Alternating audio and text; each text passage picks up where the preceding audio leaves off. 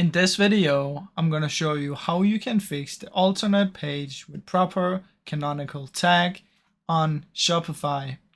To do this, guys, usually actually when you get this error message, usually it's not a big deal and you don't have to do much about it. But if for some reason there is some errors or you feel like you need to do something about it, the easiest way is to download an app on the Shopify store.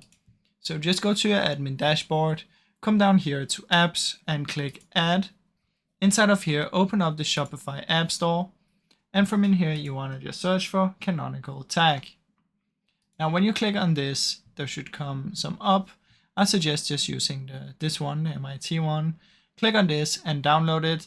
And what you will be able to do is you can edit the tags and prioritize URLs right inside of here. So that's basically how it works. Like I said, usually you don't need to do anything, but if you feel like you need to do something, you can download this and that will help. Now, I really hope you enjoyed this short video. If you did, please leave a like and subscribe as it helps me out a ton. Thank you so much for watching.